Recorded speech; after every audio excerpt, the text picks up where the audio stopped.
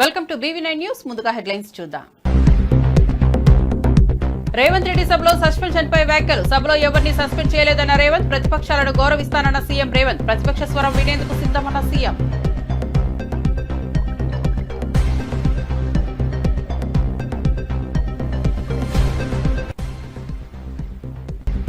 కేటీఆర్ ఆరోపణలపై సీఎం రమేష్ స్పందన. కేటీఆర్ ఆరోపణలు అవాస్తవమన్న సీఎం రమేష్. నన్ను తప్పుగా అర్థం చేసుకున్నారన్న రమేష్. 1660 కోట్ల ఆరోపణలపై తీవ్రంగా స్పందించిన ఎంపీ.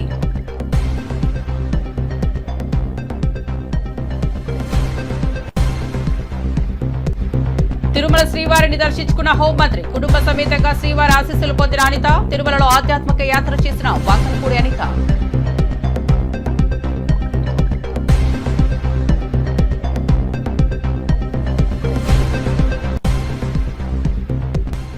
తిరుపతిలో కింగ్డమ్ ఈవెంట్ పై గిరిజన సంఘాల ఆగ్రహం. కింగ్డమ్ ట్రైలర్ లాంచ్ కు గిరిజనుల నిరసన. విజయ్ మాటలపై మండిపడుతున్న గిరిజన సంఘాలు. తిరుపతిలో ప్రీ రిలీజ్ కు ఆందోళన వాతావరణం. ఈవెంట్ అడ్డుకోవాలని జేఏసీ నిర్ణయం స్పష్టం.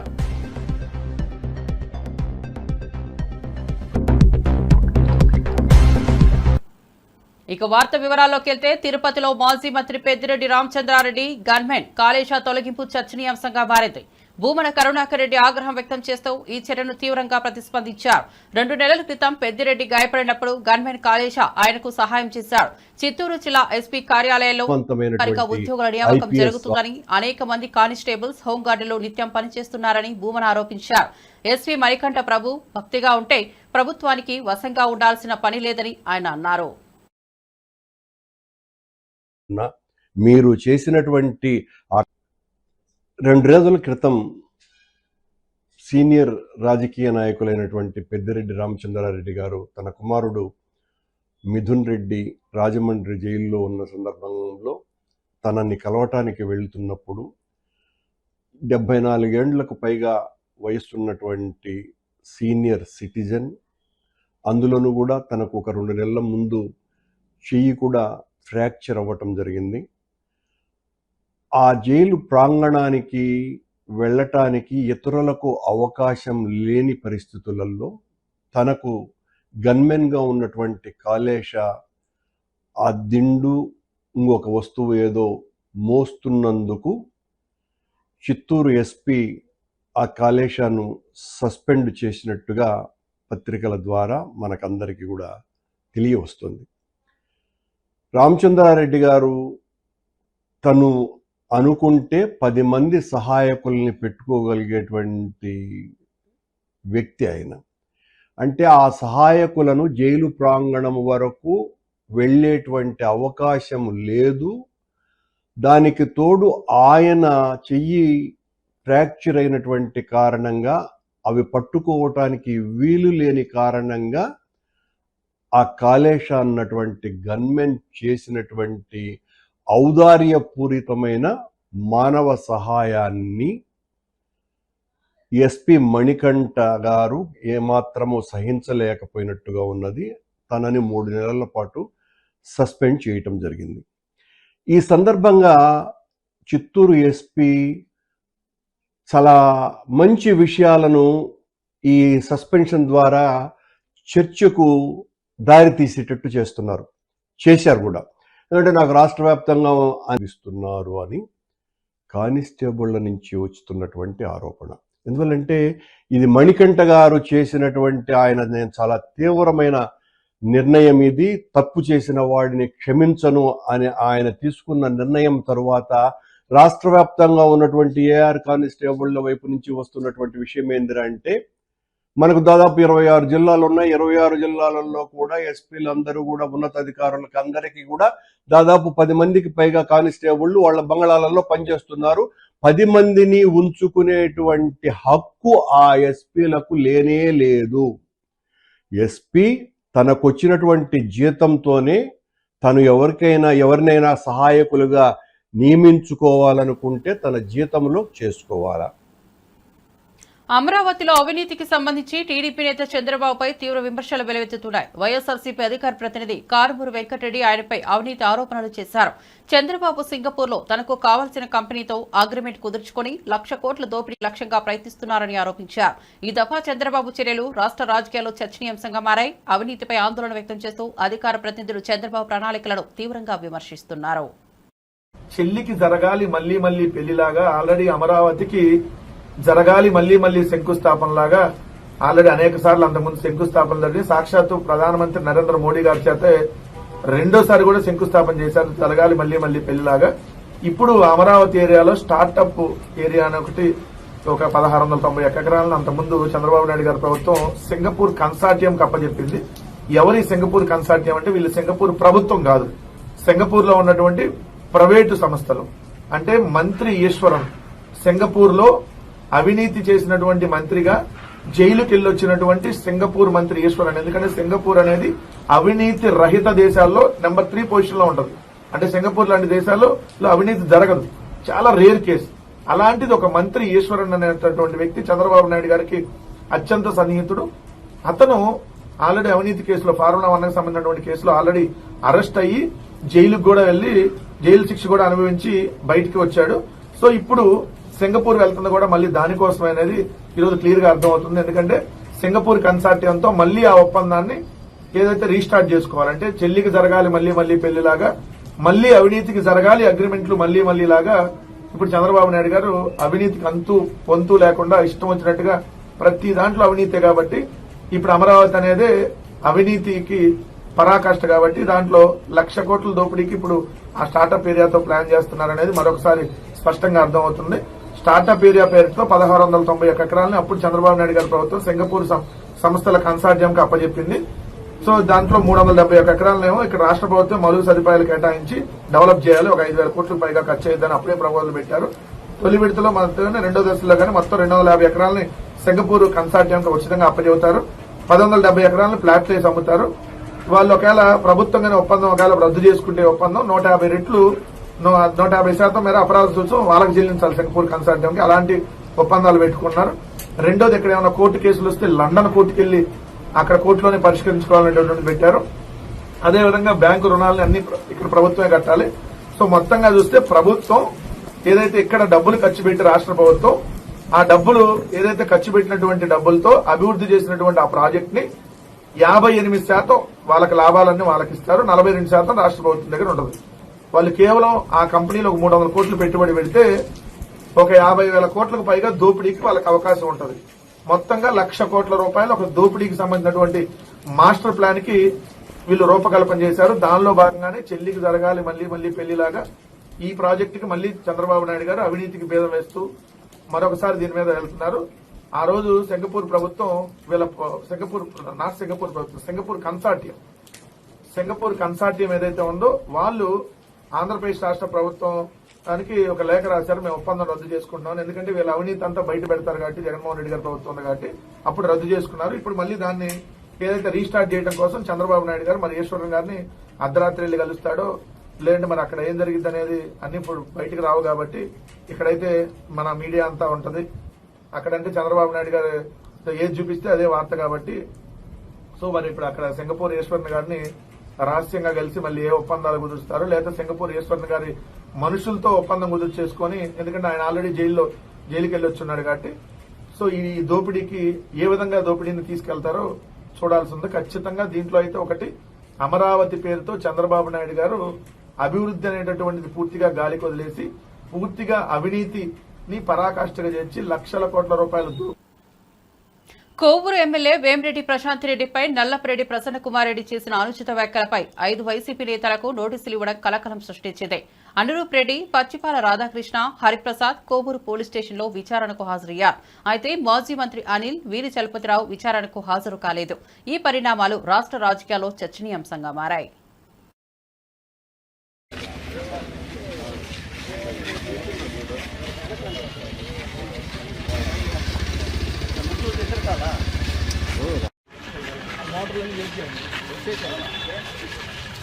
మోటార్లు అది ఒప్పంటా ఉండండి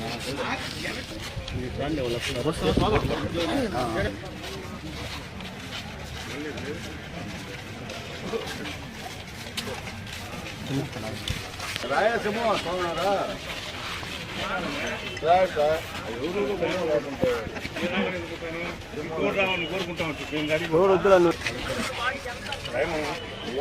కాదు నువ్వు దేశపోయి సౌత్ తీసుకొచ్చి ఇచ్చినప్పుడు 5 ఏళ్ళు తిరిగా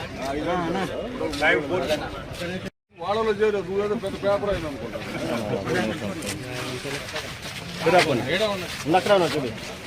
సమాచారం బయటలో వచ్చింది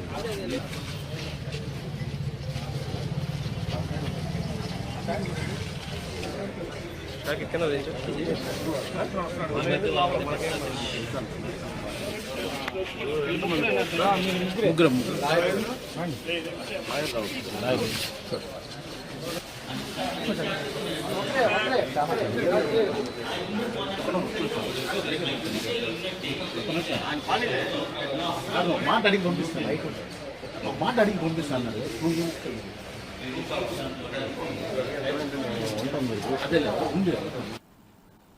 తాను ముఖ్యమంత్రిగా ఉన్న కాలంలో ఎవరిని సభలో సస్పెండ్ చేయలేదని రేవంత్ రెడ్డి అన్నారు. పార్లమెంట్ డెమోక్రసీని సంపూర్ణంగా విశ్వసిస్తున్నానని, సభలో ప్రతిపక్షాలు మాట్లాడితే వింటానని స్పష్టం చేశారు. ఆయన వ్యాఖ్యలు రాజకీయ వర్గాల్లో విశేషమైన చర్చకు దారితీశాయి. రేవంత్ రెడ్డి ప్రజాస్వామ్య నిబద్ధతను, విన్నపాలను ఆలపించే తన శైలిని ప్రశంసించారు.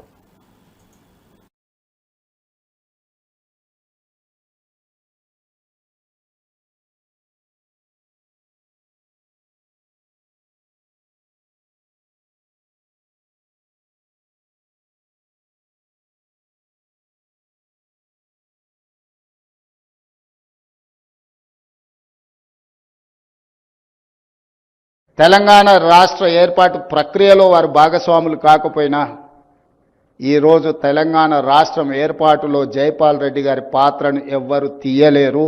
జైపాల్ రెడ్డి గారు లేకపోతే, జైపాల్ రెడ్డి గారి సహకారం లేకపోతే తెలంగాణ రాష్ట్రం వచ్చి ఉండేది కాదు.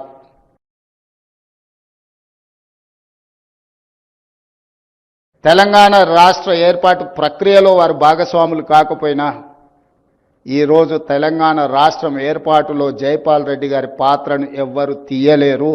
జైపాల్ రెడ్డి గారు లేకపోతే, జైపాల్ రెడ్డి గారి సహకారం లేకపోతే తెలంగాణ రాష్ట్రం వచ్చి ఉండేది కాదు. ఆంధ్రప్రదేశ్ హోంమంత్రి అనిత వంగలపూడి కుటుంబ సమేతంగా తిరుమల శ్రీవారిని దర్శించుకున్నారు. ఈ సందర్భంగా ఆమె భక్తి పారవశ్యంలో మునిగిపోయి శ్రీవారి ఆశీర్వాదాలు పొందారు. తిరుమలలో కుటుంబంతో కలిసి ఆధ్యాత్మిక యాత్ర చేస్తూ అనితా వంగలపూడి ప్రత్యేక పూజల్లో పాల్గొన్నారు. ఆలయ అధికారులు ఆమెకి సత్కారం అందజేశారు.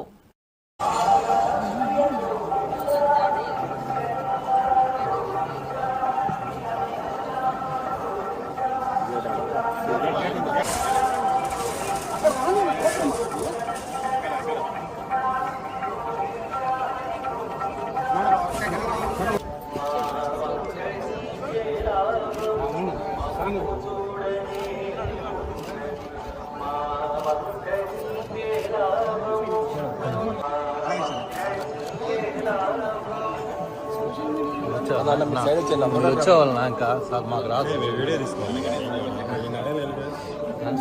అయ్యింపి అది చెప్పాలి కదా కొంచెం పైకి కట్టు గట్ల తొక్కే పోతాం.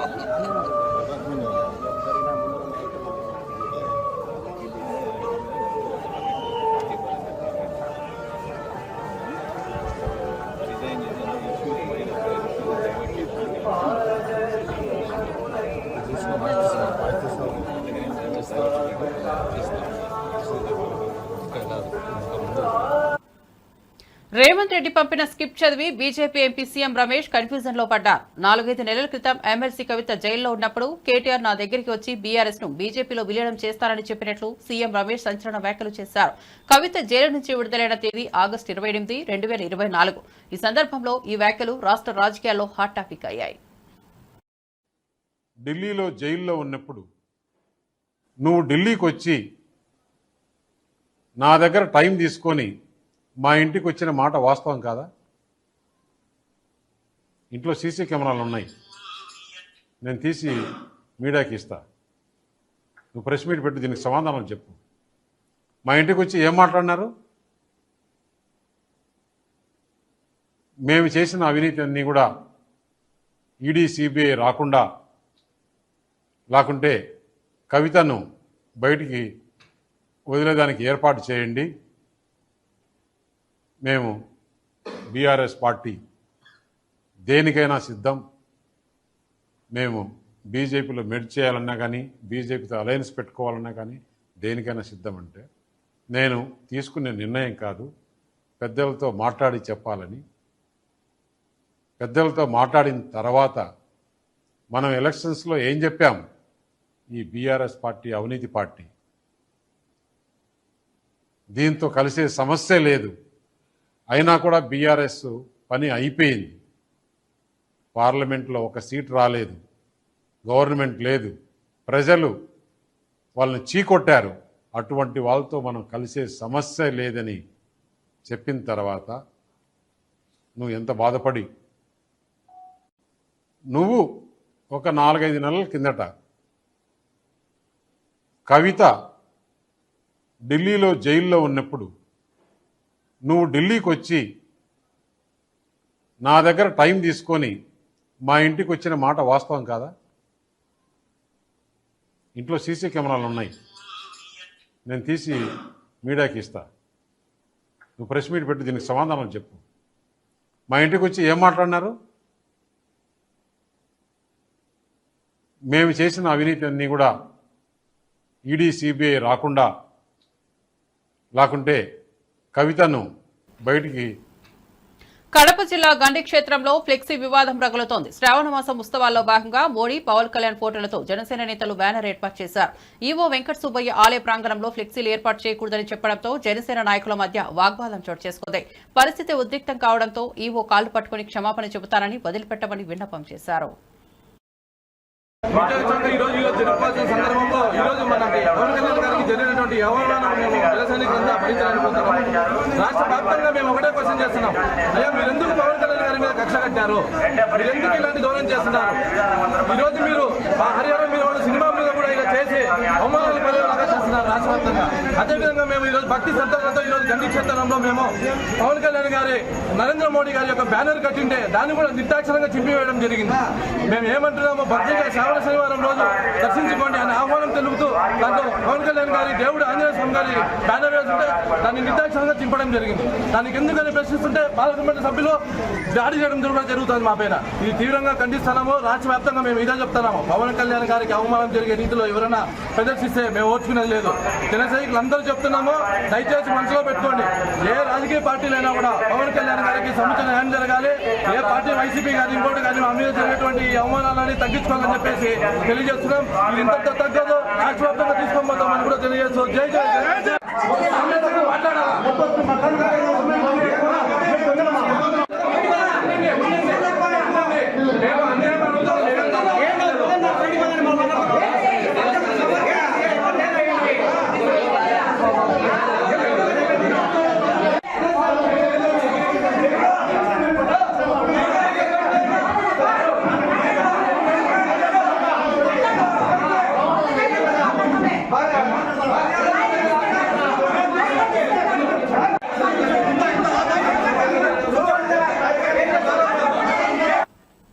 విజయవాడ నగరంలో మున్సిపల్ శాఖ మంత్రి నారాయణ సుడిగాలి పర్యటన చేశారు. Public health engineering in chief Prabhakar, VMC commissioner Dhyanachandra ఇంజనీర్లు స్థానిక ప్రజాప్రతినిధులతో కలిసి నగర పరిస్థితులను సమీక్షించారు. అవుట్ఫాల్ డ్రైన్లు, ప్రవాహానికి ఇబ్బందిగా మారిన అక్రమ కట్టడాలను తొలగించాలని వీఎంసీ కమిషనర్ కు ఆదేశాలు జారీ చేశారు.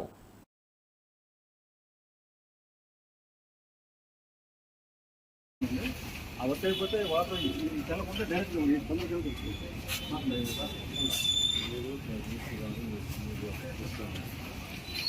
డీటెయిల్గా ఎక్కడ వైడింగ్ చేయాలంటే అక్కడ వైడింగ్ చేసేవాళ్ళు.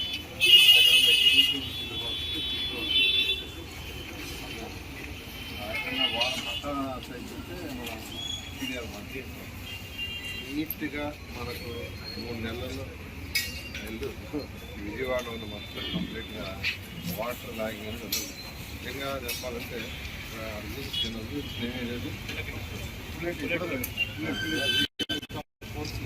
మొత్తం లేకపోతే పైనంతా నీళ్ళు కలుగుతున్నాయి.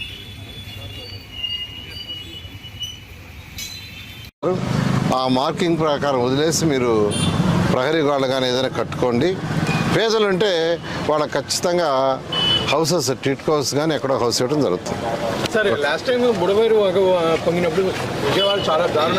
ఇరిగేషన్, మున్సిపల్ శాఖ అందరం కలిసి ఇరిగేషన్ వాళ్ళు ఆ కెనాల్ యొక్క వెడల్పు ఎంత ఉంచాలనే దాని మీద డిఫరెంట్ కమిటీలు వేసి యాక్చువల్గా స్టడీ చేస్తున్నారు. ఎందుకంటే వెడల్పు తగ్గించి హైట్ పెంచుతాం, బోత్ సైడ్స్ ట్రీట్మెంట్ వాళ్ళు కాబట్టి లేదు వెడల్పే చేయాలా అనే దాని మీద వాళ్ళు యాక్చువల్గా టెక్నికల్ కమిటీ వేసుకున్నారు. వాళ్ళు స్టడీ చేస్తున్నారు. ఇప్పుడే మా కమిషనర్ గారికి చెప్పాను, అదేవిధంగా మా ఓఎస్టీలకు కూడా చెప్పాను. ఇమీడియట్గా కమిషనర్ గారికి చెప్పాను, వాళ్ళతో కోఆర్డినేట్ చేసుకుని ఇరిగేషన్ వాళ్ళతో వాళ్ళు ఎప్పుడు డిసైడ్ చేస్తారో చేస్తే వాళ్ళు డిసైడ్ చేసిన తర్వాత ఏవైతే తొలగించాలో అవి యాక్చువల్ మున్సిపల్ శాఖ తీస్తుంది. Okay, thank you sir. 1 second.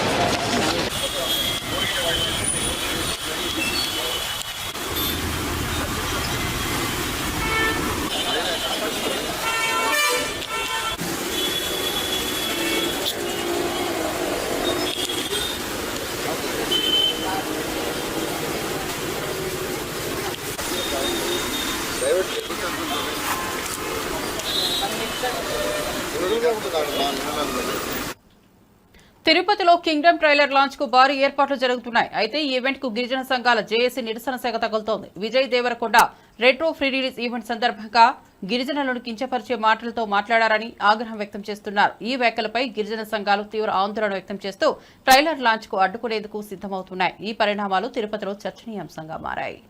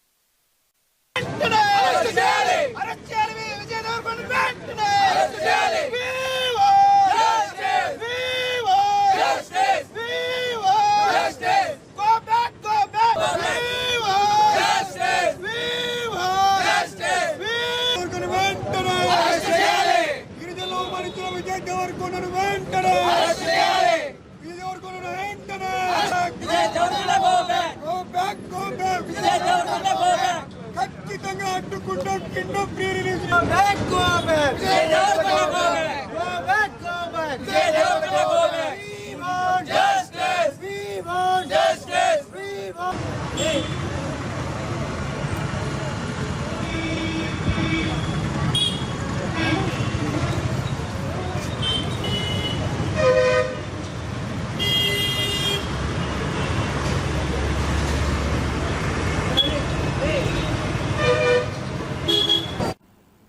Congress TPCC అధికార ప్రతినిధి చెనగాని దయాకర్ పాడి కౌశిక్ రెడ్డిని కేటీఆర్ బానిసగా అభివర్ణిస్తూ తీవ్ర వ్యాఖ్యలు చేశారు. ఈ వ్యాఖ్యలు కాంగ్రెస్ కార్యకర్తలలో ప్రతిఘటనకు దారితీస్తాయని దయాకర్ అన్నారు. కౌశిక్ రెడ్డి కేటీఆర్ తో అనుకూలంగా ఉండటమే కాకుండా కాంగ్రెస్ వ్యతిరేక చర్యలకు పాల్పడుతున్నారన్న ఆరోపణలు వచ్చాయి. ఈ పరిణామాలు తెలంగాణ రాజకీయాల్లో చర్చనీయాంశంగా ఖండిస్తా ఉన్నాం. పాడి కౌశిక్ రెడ్డి మిస్టర్ ఒళ్ళు జాగ్రత్త పెట్టుకుని మాట్లాడు.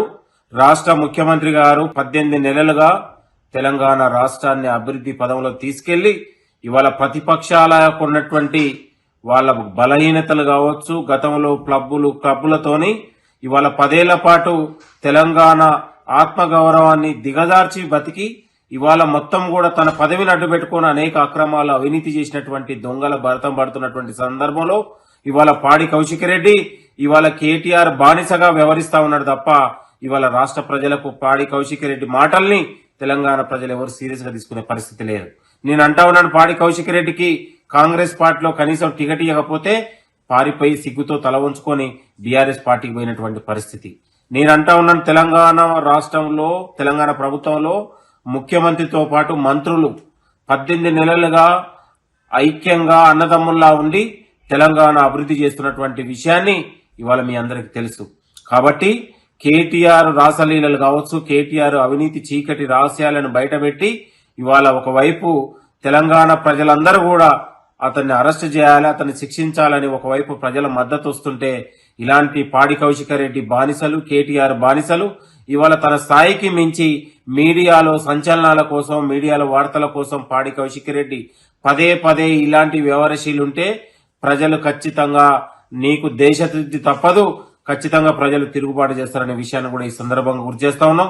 ఏదో చావు తప్పిలొట్టబోయి ఈసారి ఉమ్మడి నెల్లూరు జిల్లాలో వెంకటగిరి క్రాస్ రోడ్ వద్ద డిగ్రీ విద్యార్థులు రాస్తారోకో నిర్వహించారు. పీడీఎస్ఓ జిల్లా కార్యదర్శి ఆశ, పట్టణ అధ్యక్షులు పవన్ ఆధ్వర్యంలో విద్యార్థులు ఫీజు రీయింబర్స్మెంట్, స్కాలర్షిప్ విడుదలకు డిమాండ్ చేస్తూ బైఠాయింపు చేశారు. గత 2 ఏళ్లుగా కొనసాగుతున్న సమస్యలపై ప్రభుత్వం తక్షణమే స్పందించాలని కోరారు. పాత విధానంలోని అడ్మిషన్లు ప్రారంభించాలని విద్యార్థులు కోరుతూ నిరసన తెలిపారు.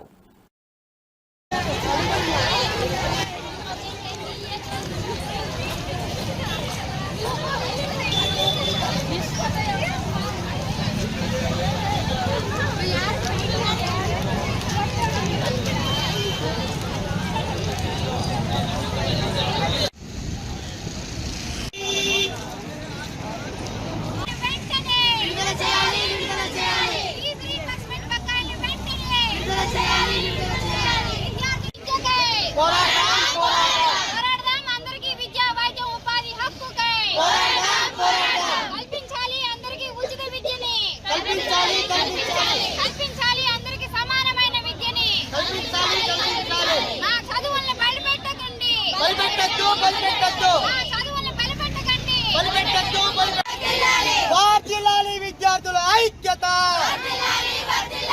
ఇవ్వాలి, పెండింగ్ లో ఉన్న స్కాలర్షిప్లను వెంటనే ఇవ్వాలి, ఫీజు రీయింబర్స్మెంట్ బకాయిలను వెంటనే పోరాడదాం, అందరికీ ఉచిత విద్యా ఉపాధి హక్కుకై పోరాడదాం, అందరికీ ఉచిత విద్యా ఉపాధి హక్కుకై రద్దు చేయాలి, విద్యను ప్రైవేటీకరించి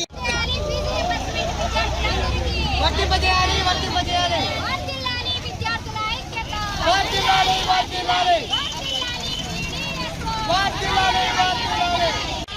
అందరికీ ఉచిత విద్యా ఉపాధి హక్కుకై పోరాడదాం, అందరికీ ఉచిత విద్యా ఉపాధి హక్కుకై రద్దు చేయాలి, విద్యను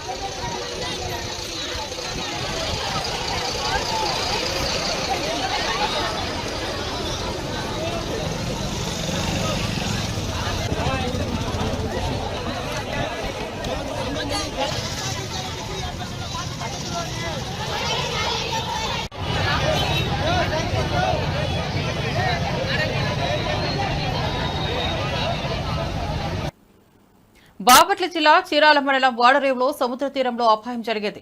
మాటూరు మండలం పొలలపూడి గ్రామం నుంచి యాత్రికులు అంకాలమ్మ తల్లి కొలువుల కోసం వాడరేవు తీరానికి వచ్చారు. ఈ సమయంలో 3 యువకులు స్నానమాచరిస్తుండగా అలల తాకిడికి నీటిలో కొట్టుకుపోయారు. అయితే అక్కడే విధుల్లో ఉన్న Chirala SI Chandrasekhar drone camera సాయంతో అప్రమత్తమయ్యారు. గజ ఈతకాల సాయంతో యువకులను సురక్షితంగా కాపాడారు.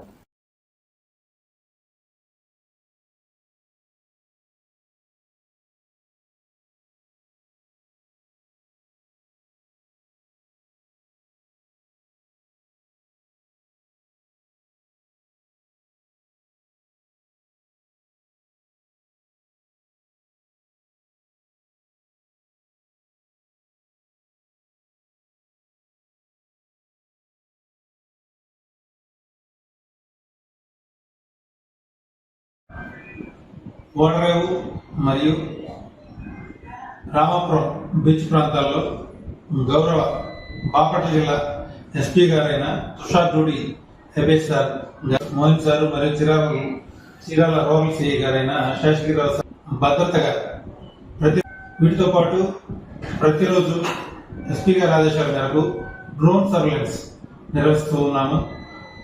సీసీ కెమెరాలు కూడా ఏర్పాటు చేసి ఉన్నాము.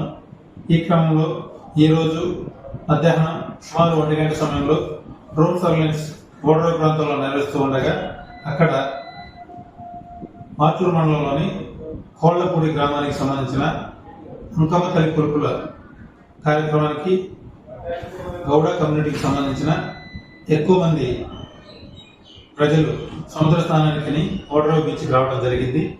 అక్కడ 3 యువకులు సముద్రంలో ఎక్కువ లోతుకి వెళ్ళి లోపల కొట్టుకోబోతూ డ్రోన్ ద్వారా గుర్తించి ఆ సమాచారాన్ని అక్కడ ఉన్న సిబ్బంది తెలియజేస్తే వారు గజెత్తుల సహాయంతో వాళ్ళు మునిగిపోకుండా బయట తీసుకుని వచ్చి వారి ప్రాణాలు కాపాడడం జరిగింది. దీని మీద పై అధికారులు ఆ రచయితగాళ్ళని స్టాఫ్ని అభినందించడం జరిగింది. ప్రజలందరికీ పోలీస్ డిపార్ట్మెంట్ మరిన్ని అప్డేట్స్ కోసం చూస్తూనే ఉండండి BV9 న్యూస్.